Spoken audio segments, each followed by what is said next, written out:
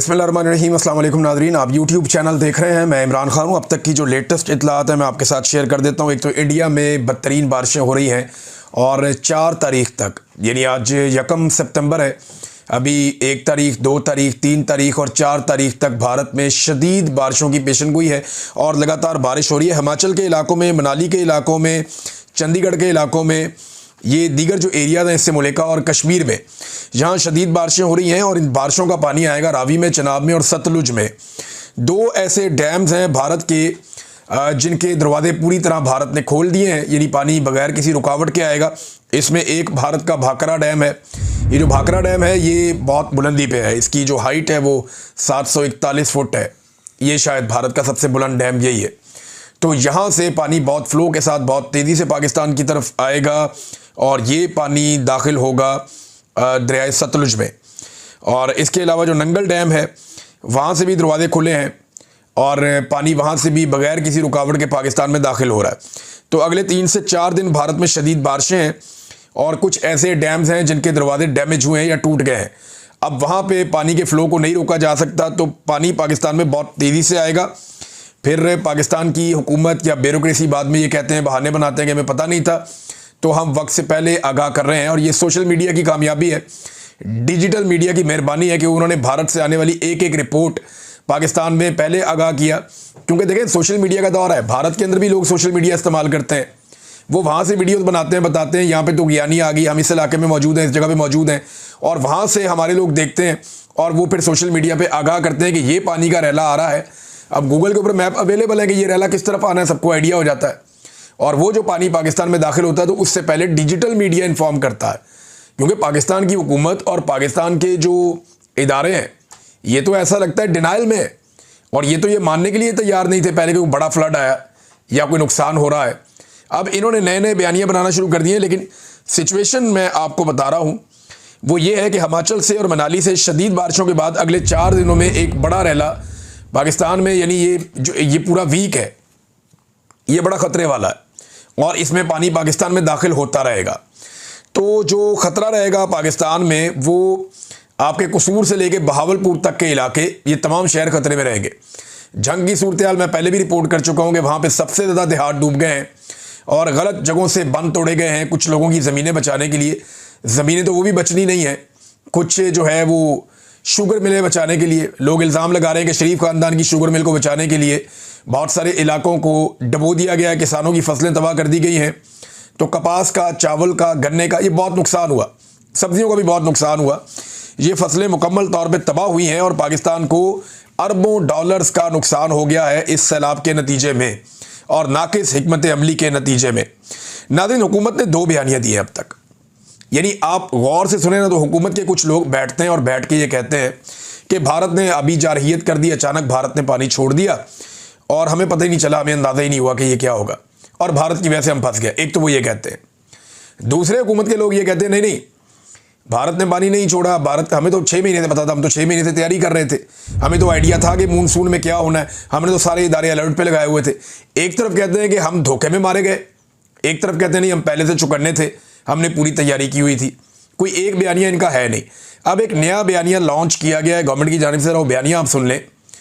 और ये अडयाला जेल भी जाते हैं सहाफ़ी जिन्होंने ये बयानिया लॉन्च किया है। दावा किया जा रहा है कि भारत का डैम भरने का डाटा वाज़े तौर पर बता रहा है कि भारत ने इंडस वाटर ट्रीटी की जो SOPs है उसकी वाज़े खिलाफ वर्जी की है और डैमों में गुंजाइश से ज़्यादा पानी ज़ख़ीरा करके पाकिस्तान की तरफ छोड़ा है और डैम भरने का डाटा पाकिस्तान से शेयर नहीं किया। माहिरीन के मुताबिक ये अमल एक्ट ऑफ वार है। अब देखें, इसी एक छोटी सी 3 लाइनों का ट्वीट जो इनको लिख के दिया गया या इनको ये मिस इन्फॉर्मेशन दी गई, उसी में चंद सवालात पैदा हो जाते हैं ना। हम इस पर रिसर्च करते, मेरी टीम तो उन्होंने 5 सवाल तो वहीं पे निकाल दिए थे। पहला सवाल तो ये है कि वो कह रहे हैं कुछ मीडिया रिपोर्ट्स के मुताबिक, कौन सी मीडिया रिपोर्ट्स हैं जनाब, पहले तो वो शेयर कर लें आप। फिर कह रहे हैं जी डैम भरने का डाटा वाज़े तौर पर बता रहा है, तो कहाँ है वो डाटा जो वाज़े तौर पर बता रहा है? वो तो कहीं शेयर नहीं किया गया। और ये भी कहा गया कि डैमों में गुंजाइश से ज़्यादा पानी ज़ख़ीरा करके, अब क्या किसी डैम की गुंजाइश से ज़्यादा पानी उसमें आ सकता है? क्या डैमों की 4 दीवारी के ऊपर कच्ची ईंटें लगा के, मट्टी लगा के या तंबू कनाते लगा के पानी ज़्यादा इकट्ठा कर लिया गया? भाई, जो गुंजाइश डैम की होती है, डैम में उतना ही पानी आता है, उससे ज़्यादा पानी तो नहीं आता। और ये डैम जो है ये भारत के अंदर पाकिस्तानी बॉर्डर से बहुत दूर है, बहुत बहुत फासलों पे है। और फ्लैश फ्लडिंग के दौरान गुंजाइश से ज़्यादा ज़ख़ीरा करने की कोशिश में डैम टूट जाए तो इसके नतायज आपको पता है क्या होते हैं? ये बिला वजह उठा के खबरें इस तरह की लगा दी जाती है। इस वक्त भारत अपने ही शहर डुबोने का क्या खुद से नाटक कर रहा है। भारत के अंदर सैलाब आया हुआ है, वहाँ पे जो है वो पंजाब में, हिमाचल में, हरियाणा में यहाँ सैलाब आया हुआ है और उस सैलाब से भारत में नुकसान हो रहा है। वहाँ के लोग रेस्क्यू कर रहे हैं, वहाँ की गवर्नमेंट भी काम कर रही है, वो भी परेशान है। तो क्या वो अपने मुल्क को डुबोगे फिर पाकिस्तान के मुल्क को डुबोएंगे? वहाँ एक बहुत बड़ी आबादी है, करोड़ों की आबादी है, शायद इतने ही लोग जितने पाकिस्तान में रहते हैं, लगभग इतने ही है या शायद इससे ज़्यादा है। तो भारत क्या इतना बड़ा रिस्क ले सकता है? इतना बड़ा मुल्क नहीं, ऐसा नहीं है। ये भारत के अंदर भी सैलाब आया, ये बारिशें हद से ज़्यादा हुई हैं, हमारी तैयारी कोई नहीं थी। हमें लगता था कि रावी से कभी पानी आना ही नहीं, हमें लगता था सतलुज में कभी पानी आ रहा है। तैयारी नहीं करते ना, कभी हमने कभी तवज्जो नहीं दी इन बातों की तरफ। इमरान खान ने कहा था मैंने यहाँ पे बड़े बड़े ज़ख़ीरे बनाने हैं पानी के, ताकि कभी फ्लड्स आए तो उन्हें कंट्रोल किया जा सके। तो तब सारे हंसते थे कि यहाँ कब फ्लड आएगा। वो रूडा के जरिए इमरान खान तब क्या करना चाह रहे थे? ये इलीगल सोसाइटियों को ख़त्म करना चाह रहे थे। जो रावी बेड के ऊंचे इलाके हैं वहाँ पे वो कहते हैं आबादी बनाओ, जो नीचे है वहाँ पे आबादी मत बनाओ। वो नए जंगल लगाना चाह रहे थे, कंक्रीट के बने हुए पक्के बंद बनाना चाह रहे थे ताकि पूरा लाहौर शहर और उसकी सराउंडिंग महफूज रहे। ये था उनका मनसूबा। उनके जाने के बाद अंधाधुंध इन्होंने बांट दिए रेजिडेंशियल सोसाइटियों को एनओसीज, और उसके नतीजे में देखें क्या हुआ। आपके सामने ना जो कुछ हुआ तो वो इन्होंने किया है ना। तो अब जनाब ये बयानियां बना रहे हैं कि डैम भरने का डाटा पाकिस्तान ने शेयर नहीं किया। पहली लाइन में कह रहे हैं कि डाटा ये बताता है, अगली लाइन में कह रहे हैं कि डाटा ही शेयर नहीं किया। तो फिर अगर शेयर नहीं किया तो वो कौन सा डाटा बताता है? ये अजीबो गरीब चीज़ें की जा रही हैं। एक्ट ऑफ वार है, माहरीन कह रहे केड़ा एक्ट ऑफ वार है भाई? बारिश ज़्यादा हो गई है, वो ज़रा आपसे बेहतर मैनेज कर रहे हैं चीज़ों को, आपसे नहीं मैनेज हो रहा। उन्होंने बेशुमार डैम बना के पहले ही पानी जमा किया हुआ था, अब वो पानी निकाल रहे हैं और आपको तकलीफ हो रही है। मैं ये नहीं कह रहा कि भारत पाकिस्तान के साथ कोऑपरेट कर रहा है, मैं ये कह रहा हूं कि पाकिस्तान के साथ कोऑपरेट नहीं कर रहा। भारत से आप क्या उम्मीद करेंगे? अच्छे की उम्मीद आप उनसे कैसे कर सकते हैं? अभी आपने उनके तैयारे गिराए तो वो आपको प्रसाद तो खिलाएंगे नहीं। तो आपको तो अपने आप से उम्मीद रखनी थी, तैयारी करनी थी। टके की इनकी तैयारी नहीं थी। हालात क्या हैं मैं ज़रा आपके साथ यहाँ पर शेयर करता हूँ। इस वक्त हुकूमत की तवज्जो इस बात के ऊपर है कि दिन रात जो है वो डब्बे बनाए जा रहे हैं, बाकायदा डिज़ाइन करके तमाम जो अफसरान हैं उनको भिजवाया गया है कि आपने खाना और राशन मरीम नवाज़ की इस फ़ोटो के साथ ये लिख के इस तरह आपने बांटना है। अंदाज़ा करें, लोगों को खाना खिलाने पे तवज्जो नहीं है, अपनी तशहीर करने पे तवज्जो है। और भाई लाखों करोड़ों लोग अगर भूखे हैं, उनमें से चंद हज़ार को खाना खिलाते हैं, वो भी ये मीडिया के ऊपर उसकी टका के तशहीर करते हैं और दिखाते हैं दुनिया को जनाब मरीम नवाज़ का फ़ोटो हमने चिपका दिया। और मैंने आपको पहले दिन बताया था कि ये खुद पसंदी का शिकार ज़हनी मरीज़ हैं, ये लोग यही हरकतें करेंगे और इन्होंने वही हरकतें की है। जापान के अंदर पहले टिकटॉक बनाए, अब वापस आके यहाँ पे रोज़ाना अपने टिकटॉक बनाने के चक्कर में ये लोगों को भी जलील करते हैं, हत्ता कि इन्होंने जानवरों को भी जलील कर दिया है। लेकिन इनको एक बात का आइडिया नहीं है, सोशल मीडिया का दौर है। यहाँ पर ये कोई 80 या 90 की दहाई नहीं है, ये सोशल मीडिया का दौर है। लोगों को बहुत शऊर है। अब वो हालात नहीं है कि आप टीवी पे इश्तिहार चला के अखबारात में पैसे बांट के आप आवाम को बेवकूफ़ बना लेंगे, वो नहीं बनेंगे आपसे। अब आवाम अब सब जानते हैं, इंसान तो इंसान है, ये तो जानवरों को नहीं बख्शते। अब यहाँ पे एक वीडियो चलाई गई, फिर मैंने वहाँ पे जो लोकल हमारे जर्नलिस्ट हैं, जो दोस्त हैं, उनसे रब्ता हुआ तो उन्होंने मुझे वो बात बताई कि मैं हैरान हो गया कि इन्होंने तो बेज़बान जानवरों को भी नहीं बख्शा। ये जो मरीम नवाज़ की वीडियो आई है ना, जिसमें वो एक बेड़ी के अंदर वो बहुत सारी भैंसों को इकट्ठा बंद किया हुआ है, जानवरों को, और उन्हें जो है मरीम नवाज़ अचानक जाती है, जाके वहाँ पे कहती हैं, टिकटॉक बनता है कि सारे जानवर ले आए आप बचा के, मुझे इस बात की बड़ी खुशी है, इन जानवरों का मैंने चारा भी रखा हुआ है, आए इन्हें खिलाइए, मुझे बड़ी खुशी हो रही है। ये टिकटॉक एक बनाया गया। ये जानवर ना पिछले 7-8 घंटों से, मुझे उस बंदे ने बताया, उसने कहा जी इसी बेड़ी के अंदर बेचारे बंद हैं। ये बाकायदा जानवर इकट्ठे किए गए और पुलिस ने डंडे मार के इकट्ठे किए, फिर ये जानवर भरे गए इस बेड़ी के अंदर, फिर ये बेचारे भूखे प्यासे जानवर सारा दिन इस बेड़ी के अंदर मौजूद रहे जब तक मरीम नवाज़ पहुंच नहीं गई। बेड़ी के अंदर जानवरों को पहले से भरा गया, भर के वहां पे उन्हें खड़ा कर दिया गया। वो बेचारे तपती धूप के अंदर, पानी के अंदर से, आपको पता है कैसी हबस उठता है आजकल के मौसम में, वहां पे जनाब अंदर फिर आते रहे कि जैसे ही मरीम नवाज़ साहबा के आने का टाइम होगा, आपने वहां से बेड़ी को यूं करके लेकर आना है, यहां से मरीम नवाज़ निकलेंगी और एंड टाइम पे इत्तफाकन आपका आमना सामना हो जाएगा। वो अचानक कहेंगी सारे जानवर बचा के ले आए, मुझे इस बात की बड़ी खुशी है। जानवर बेजुबान है बेचारे, वो तो आपको नहीं बता सकते कि उनके साथ आपने क्या किया है। इन जानवरों की ज़बान होती है ना, तो ये गंदी गालियां देते और ये बताते हैं कि तुम्हारे टिकटॉक के चक्कर में हम पिछले 8 घंटे से धूप के अंदर भूखे प्यासे जलील हो रहे हैं। तो जानवरों को भी नहीं बख्शा इन्होंने अपने टिकटॉक्स के चक्कर में। अब एक और खबर आई, ये जरा देखें आप, इनके काम चेक करें आप। टिकटॉकर, ये सारी टिकटॉकर इकट्ठे हो गए, ब्यूरोक्रेसी वो भी इसी काम पे लग गई है। ये हाफिजाबाद का एक शख्स है, वो ये बता रहा है और कुरान पाक सामने रखा हुआ है। कुरान पाक सामने रख के वो हल्फन बता रहा है कि मेरे साथ हुआ क्या है। वो कहते हैं जी, आजम नज़ीर तारड़ और सारा अफजल तारड़ ये सलाबत खान के कैंप के दौरे के बाद सरकारी अमले ने भैंसों का चारा और वंडा दुकानदार को वापस कर दिया। यानी ये दुकानदारों से चारा और वंडा लेकर आए। जब ये 2 वजीर वहां पे पहुंचे, हुकूमत के नुमाइंदगान, तो उनके सामने थोड़ी सी भैंसों और जानवरों को चारा डाला गया, बांटा गया, बताया गया देखें जी काम हो रहा है। और उसके बाद वो बताता है कि वो वंडा और चारा उठा के दुकानदार को वापस कर दिया गया। ये इनकी हरकतें। अब इस शख्स ने इस वीडियो बनाई और वायरल हो गई। इस पर आजम नज़ीर तारड़ और सारा अफजल ने बजाय इसके कि कोई इसके ऊपर एक्शन लिया जाता, वो इसके ऊपर मुकदमा करवा रहे हैं। अब अंदाज़ा करें, वो बंदा कुरान पाक सामने रख के खुद तमाम हकीकत बता के हलफ ले रहा है कि जनाब ये आपको बेवकूफ़ बनाए। इसी तरह मरियम नवाज जहाँ पे जाती है वहाँ पे एक आर्जी सेटअप लगाया जाता है, बाद में हटा दिया जाता है। अब इन्होंने जाना था एक इलाके में, वहाँ जमात इस्लामी वालों के साथ फटा कर दिया कि जनाब यहाँ मरियम साहिबा बाद में आएंगी मुतवक्का तौर पर, तो तुसी चुको सारा कुछ इतों। वो जमात इस्लामी भी बेचारी एहतजाज करी कि यार सानू कम ते करन दो। वो अलखिदमत वाले अच्छा काम करते हैं, मैंने उनके साथ खुद काम किया हुआ है, उनके साथ मिलकर हमने सामान बांटा, वो मुझे अच्छी तरह याद है। हम सिंध में एक जगह पे काम कर रहे थे, तो हमने इकट्ठे काम किया हुआ है वहाँ पे, और बड़े पैमाने पे काम किया हुआ है एक साथ हमने जमात इस्लामी के साथ। ये उनकी तंजीम है अलखिदमत, बड़ा अच्छा काम किया उन्होंने। तो वो बेचारे काम कर रहे थे और उनके साथ भी इन्होंने ज़्यादती की। वहाँ जाके इंतजामिया चली गई, वो मुशीर है वज़ीर आला, वो पहुँच गए जाके चुक्को जी सारा कुछ, मरियम नवाज का फ़ोटो लगेगा हर चीज़ के ऊपर। तो ये ऐसा लगता है कि ज़हनी मरीज़ को इन्होंने जो है वो मुसल्लत कर दिया पाकिस्तान पे। और ये सिर्फ टिकटॉकर नहीं है, ये जाहिल भी हैं। ये ज़रा नादरीन आप चेक करें, एक ऐसा ट्वीट कर दिया कि मैं तो हैरान ही हो गया। यानी ये किसी बंदे ने एक नाचता हुआ कोई इंसान दिखाया कि ये कोई नाच रहा है, और उसके बाद लिख दिया मरियम नवाज ने शरीकों की ये हालत कर दी है। तो उसके ऊपर जो है मरियम नवाज ने इमोजीज़ लगा दिए हंसने वाले, इंजॉय करने वाले। और पाकिस्तान में सैलाब आ गया, पंजाब डूब रहा है, 20 लाख से ज़्यादा लोग बेघर हो गए हैं, 1 करोड़ के लोग करीब जो है मुतासर होने वाले हैं। तमाम बड़े ज़िलों के अंदर हालत ख़राब है, सूबे के अंदर फसलें डूब गई हैं, जानवरों की लाशें पानी में से निकल रही हैं, दर्जनों अफराद अब तक यहाँ पे जाँ बहक हो चुके हैं। 2 महीने के अंदर अब तक 1000 के करीब पाकिस्तान की हलाकतें पहुँचने लगी हैं, जो पूरे पाकिस्तान में सैलाब से हुई हैं। और ये औरत उस सैलाब को लेकर एक 3rd क्लास आदमी के ट्वीट के ऊपर, नाचने वाला बंदा उसने पता नहीं कोई लगाया हुआ अजीबोगरीब, उसके ऊपर ये इमोजीज बना के इंजॉय कर रही है।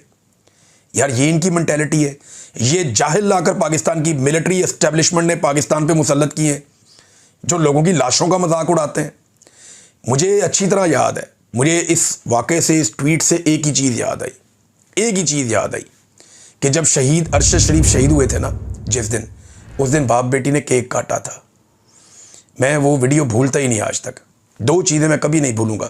ये बाप बेटी वहाँ पे केक काट रहे थे जब पाकिस्तान का बेटा शहीद हुआ था, जिससे पूरा पाकिस्तान प्यार करता था, और जो ट्वीट किया उसकी लाश को दिखा के उसकी मैयत का जो मजाक उड़ाया, मैं उसको कभी नहीं भूलूंगा, इन्हें भूलने भी नहीं दूंगा।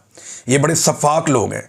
ये अवाम सैलाब में डूब रहे हैं और ये अपनी इंजॉयमेंट कर रहे हैं। वापस आके तालियां बजाते होंगे, एंजॉय करते होंगे, ये कैसा टिकटॉक बना है मैडम, ये चेक करें, वो चेक करें। जो ड्रामे इन्होंने कर छोड़े, सारा रेस्क्यू इनके चक्कर में पड़ा होता है, सारी ब्यूरोक्रेसी इनके चक्कर में पड़ी होती है कि जनाब हमने वो जाली सीएम को लेकर आना है, लिहाजा उसके टिकटॉक का बंदोबस्त करो, बाकी सारा काम छोड़ दो।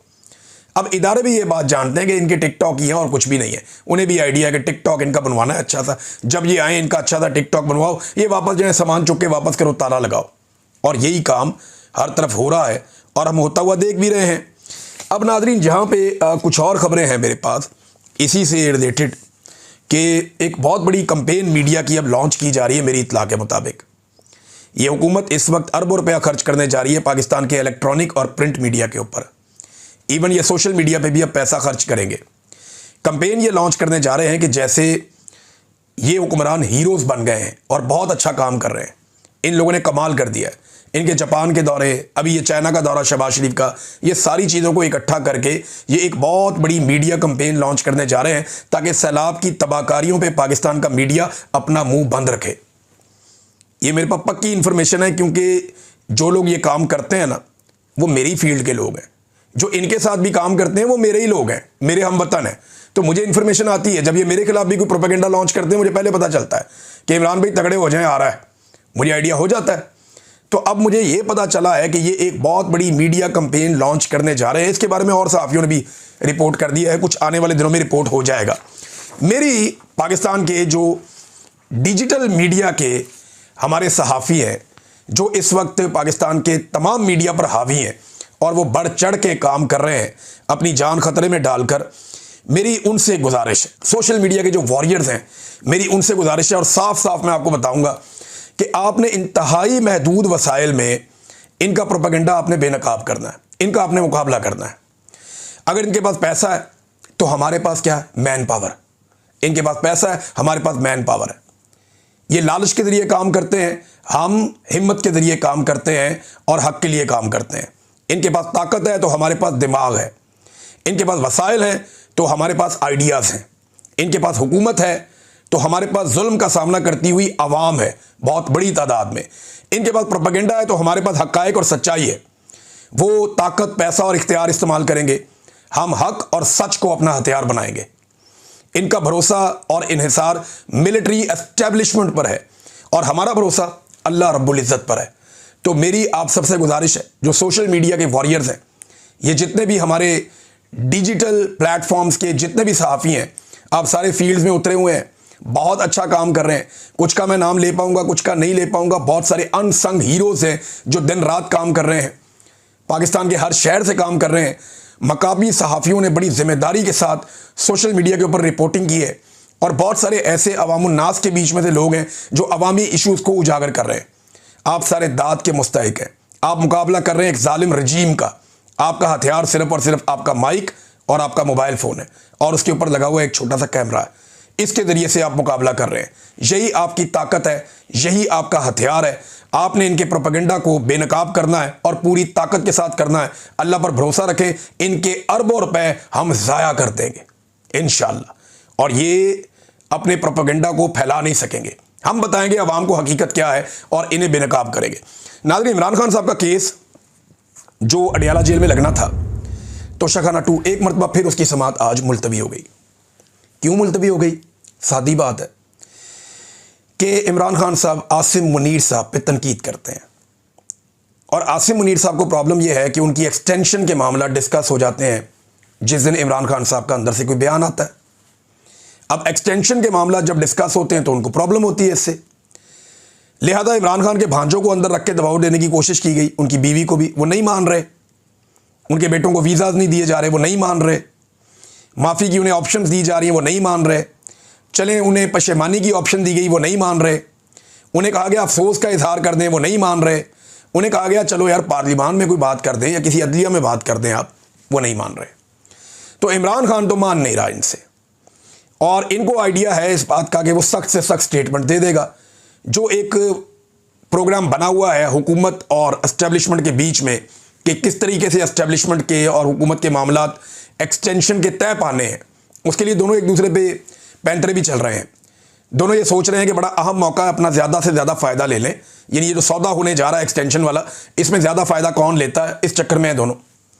तो ये हमेशा होता है, ये पहली दफ़ा नहीं हो रहा। ये कोई अपने दिल पे ना ले ले, ये पाकिस्तान में हमेशा होता है, ये आइंदा भी होता रहेगा अगर इस सिलसिले को ना रोका गया तो इमरान खान साहब का केस इसलिए मुलतवी कर दिया गया, उसका सामना कोई नहीं कर सकता। पिछली मरतबा बताया था उनकी फैमिली ने कि इनकी इमरान खान साहब की आंख में प्रॉब्लम है, डॉक्टर तक उन्हें एक्सेस नहीं दी जा रही। ये वो आदमी है जिसने अपनी ज़िंदगी का एक बड़ा हिस्सा लोगों के इलाज के ऊपर लगाया था। शहबाज शरीफ ने एक दावा किया, नाज़रीन वीलॉग के आखिर में वो दावा आपके सामने रख देता हूँ कि मेरी हुकूमत में करप्शन का एक भी इल्ज़ाम नहीं लगा। तो यहाँ चंद चीज़ें हैं, ये हुकूमत बनी करप्शन से। भाई जो हुकूमत बनी करप्शन और 2 नंबरी से, उस पर करप्शन का इल्ज़ाम लगा के क्या करना है? हुकूमत ही इलीगल है, करप्ट हुकूमत है, बेईमान हुकूमत है, ईमानदारी से हुकूमत बनी नहीं। फ्रॉड के साथ जाली फॉर्म 47 पे तो हुकूमत बनी। फिर NRO 2 लिया आपने हुकूमत बना के, सारे अपने केस ख़त्म करवाए, चपड़ासियों वाले भी, फेक अकाउंट्स वाले भी, नवाज शरीफ के, जरदारी के, सबके केस आपने ख़त्म करवाए। करप्शन का तो कोई केस आपने छोड़ा ही नहीं। पुराना वाला जो है मेरिट की आपने धज्जियाँ उड़ा दी, हर महकमे पे लाके रिटायर फौजी बिठा दिए, कई महकमों के ऊपर हाजिर ड्यूटी फौजी बिठा दिए। ये भी आपने किया इस मुल्क के साथ। हर महकमे में करप्शन बढ़ गई है पाकिस्तान में। सिर्फ चीनी और गंदम के स्कैंडल्स को आप देख लेना, अरबों रुपए, अरबों, सैकड़ों अरब के इन्होंने दिहाड़े लगाए हैं सिर्फ चीनी और गंदम के स्कैंडल में। और अब ये जो नया गंदम का स्कैंडल है कि जब किसान ने बेची तो 2000 रुपये, और जब अब बेच रहे हैं इनके अपने फ्रंटमैन तो कितने की है? 3500 रुपये। इतना मुनाफा मिलता है कभी किसी को? 1.5-2 महीने के अंदर 75% का मुनाफा थोड़े दिनों में डबल हो जाएगा। कभी 2 महीने में किसी का पैसा डबल हुआ है? आप दुनिया के बेहतरीन मुल्क के अंदर भी कारोबार करें ना तो आपको पैसा डबल करते करते 3-4 साल लग जाते हैं। यहाँ पे 2 महीनों में पैसा डबल होता है। ये ऐसा माफिया, ये करप्शन नहीं है तो और क्या है? ये आप किसानों के साथ जो आपने किया, ये बहुत बड़ा स्कैंडल है। हर चौथे दिन कोई ना कोई नया स्कैंडल आ जाता है। ये 10,000 अरब का जो आपका बेकायदगियाँ और बेज़ाब्तियाँ आपके अपने महकमे ने बताया, ये मरीम नवाज के दौरे हुकूमत में यहाँ पे हो रही हैं। फिर जो IBB के साथ आपने मुआहदे किए हैं, जो LNG के आपने मुआहदे किए, वो करप्शन के घड़े हैं बहुत बड़े बड़े, पाकिस्तान उनको भुगत रहा है। तो ये दावा पाकिस्तान में कोई भी करे, शरीफ खानदान ये दावा कभी नहीं कर सकता कि उसने करप्शन को कम किया है या उसके दौर में करप्शन नहीं हुई। इनकी ऑडियो मौजूद है कि मरीम नवाज का दामाद है, हमारा बच्चा है वो राहील, ये वही राहील है जो मरीम नवाज के साथ अभी जापान भी गया था। ये कारोबारी आदमी है जो इंडिया से इसकी मशीनरी आनी मंगाओ जी। ख़ानदान का कारोबार बढ़ रहा है, फिर कहते हैं करप्शन नहीं की। ये लोगों को बेवकूफ़ समझते हैं। लोग इनकी तबीयत साफ़ करेंगे और जल्दी करेंगे, अपने वोट की ताकत से करेंगे, वरना दूसरे तरीके से करेंगे। अब तक के लिए इतने, अपना ख्याल रखिएगा, अपने इस चैनल का भी। अल्लाह हाफ़िज़।